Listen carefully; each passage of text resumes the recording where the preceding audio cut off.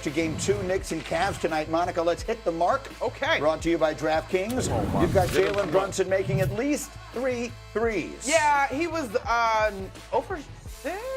He took 6. He didn't make many. He was 1 for 6 in Game 1. So I think he's going to right the ship. The rust is off for this entire Knicks squad. And I expect the Cavs to look to defend him a little bit more differently, especially keeping him out of the paint. See if they go back to that moving the ball a little more, which would lead us to Karl Anthony Towns. You have him grabbing 11 or more rebounds. Yeah, he had 13 in Game 1. I like the focus that he's playing with. I got to give the bigs for Cleveland their credit in terms of defending him offensively. But on the glass, I do think he's had an advantage there, especially when the Knicks actually go to their double bigs. It's almost like Robinson and Towns kind of ping-ponging the ball to one another. And then finally, you've got Donovan Mitchell scoring at least 30. Why are you confident in Donovan Mitchell tonight? Greeny, he's averaged 29.9 versus the Knicks in the Garden, excluding the other night.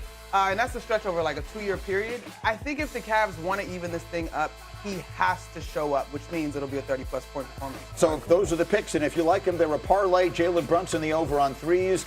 Towns, the over on rebounds. Donovan Mitchell, the over on points. They're a parlay with odds of plus 550 at DraftKings Sportsbook. And as we look at Game 2, listen to Cleveland coach Kenny Atkinson sharing his message to James Harden after he struggled in Game 1. Without you, we're knocked out in the first round. That's first. My personal opinion. So let's just stop that. We're in a great position. You've played great. Sometimes micro experiences get exaggerated. So keep being yourself. I wish you could have seen the enormous smile on the face of Iman Shumpert listening to those words from a coach you know very well. Yeah, K.A., you got one of the best poker faces I've ever seen. That whole idea that I get it. As a player, that is the message you need to hear. Probably does help you sleep at night. You know what I'm saying? Mm-hmm. It's a nice little teddy bear by your bed. But as far as the playoff goes, nope. You know what's going on. You knew it was coming before it was coming.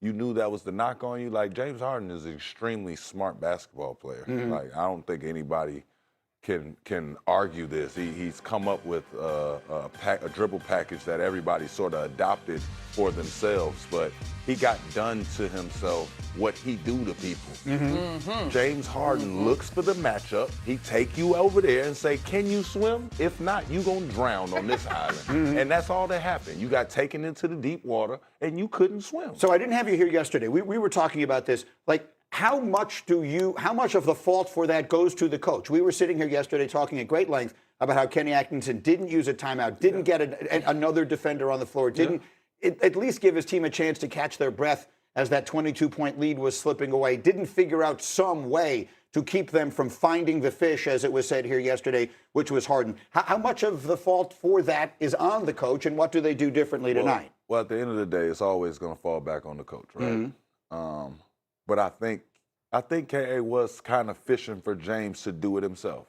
You know, sometimes you got to let somebody dig out of that hole by themselves, and it's good for him. It's like for the rest of the playoffs. If he dig out of that hole for the rest of the playoffs, we might be in set for something. You know what I mean? And I get what happened there, where it's like, I'm not going to call the timeout. I believe in my guy, but it's like, your guy is 37 now. You know what I'm saying? We're asking him to do what he didn't do ever. At 30, at 29, at 27, every version of him, we never asked him to say, hey, man, slide them puppies at the end of the game. Okay, so let me ask you this then, Shump. We heard the sound, all of that. What is actually being said in the locker room? Because I went to the thought that we've heard from... It better be a challenge.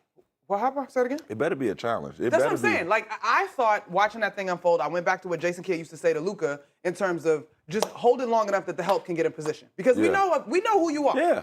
So that's what's actually being said? Without a doubt. It got to be like, you can't get blown by. Like, I can't help you on a blow by. You know what I'm saying? If he can just take a dribble and go right by you, or make one little fake and just go straight line, straight to the rim, You can't ask me to be first help, second help, nothing. I can't rotate, and you damn sure can't let somebody go down the middle of the floor. A lot of these drives are straight down the gut, which is a guard's dream. We have a channel drill where we're going to stay in between the elbows, and we're making sure to make this drive because we know there is no available help. If you do get pushed off of your drive and you get to this side, what you're doing is you're trying to get the strong side defender to say, hey, man, you going to help in that corner? Right. What you going to do? Right. Let's play chicken a little bit. Right. So it's a totally different mind game that James Harden knows. I know people are saying he's never been in this position. He's playing out of position, blah, blah, blah. At the end of the game, James Harden has drowned I don't know how many people. Yeah. We have watched him do it. Yes. We have watched him do it. Drown people, put people in embarrassing situations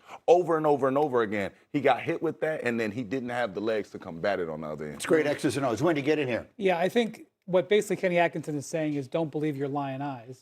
Because he's saying Harden actually did a fine job. It was our secondary defense that let him down. Oh. He said that, our offense was really one of the reasons why we lost this game was because we weren't getting it done on offense. For sure. Which is also true. That's true. And he also said, I have better stats than you. He said this yesterday. He goes, I have stats that you don't have access to, and the Knicks made shots that they won't normally make. These are all defenses that you could bring into a courtroom and maybe convince a few people, but we all watched. Exactly. We all watched, and it's going to come back. So really what he can do to help James Harden is not defend him into the media. It is to design something tonight that gives him help when this comes back. And it's not going to come back in the first quarter. It'll come back when Brunson needs it, which is when the game would be on the line. The good thing, though, I think James could look in the mirror and say, I didn't put enough effort. There is a version of James Harden that plays harder on defense. Listen, and he is centralized in this because he was the defender. But that whole defense let go of the rope. Like, the whole fourth quarter collapse is top to bottom. You know what when you talk was about the so Cavs. incredible about that? Brunson was 7 of 9 in the fourth quarter. You Yeah. know how many free throws he took? Zero. No. Yeah. Because they didn't even touch him. That's what I'm So saying. I do agree that Where's there the is a resistance? world where Harden can play differently. But the thing about it is that Brunson knows that they can go to that play. And he knows when he needs 2 points, he can go to that. What do the Cavs have to combat that? There's also a world in which the Knicks play much better in the first come three on, Greeny. quarters Yes. than they did, which is why you see my pick. I think the Knicks By blow 20? them out tonight. Yes, I think tonight is look, the Knicks, how many of their previous 7 playoff victories have been by 20 points? yeah. Like, I think we're looking at that they got again. blessed with that, I think like, the slow Cavaliers, start. that's a devastating loss. And then game 3 will determine if we're going to have a series or Here's not. my one counter to that, looking like we've seen it so far in this postseason. I thought Mobley and Allen did a decent job defensively. And though they have bigger bodies that are willing to switch, which is kind of stunting the new offense that we've seen, because so much of that was about being able to find a fish in the switch and then allow them to cut. The backdoor cuts, I don't know if they're going to be as readily available as they were in some of those large I'll markets. say this. The Cavs have played very well for most of the last 3 out of the 4 games. I know that that's qualified and whatever, but the Cavs have actually found a formula that worked. It just fell dead when they ran out of gas and the Brunson Harden thing went south. They have some things to build on that they did well in Game 5 against Detroit, that they did well in Game 7 against Detroit, and that they did for 3 quarters against the Knicks. Yeah, and Donovan Mitchell. That part. At the end of games, I know I've been on record telling us that James Harden is the key to y'all winning and everything. But boy, if you see that they need help, especially with scoring the basketball, which you were born to do, go get the ball. I would not take the wave. If they wave you to the corner, you need to have an issue about it. Stand there, take the ball from somebody, do something. Do like Melo used to do me. Just post up, dead in front of my face. Just post up right there. It don't have to be in scoring range. Don't give them a choice. Don't give me a choice. No options. Give me the ball right here. I'm going to make sure I get a bucket. We will see what happens tonight. We've got game 2 of the Eastern Conference Finals right here on ESPN. 8 o'clock Eastern for the tip-off on ESPN and the ESPN app.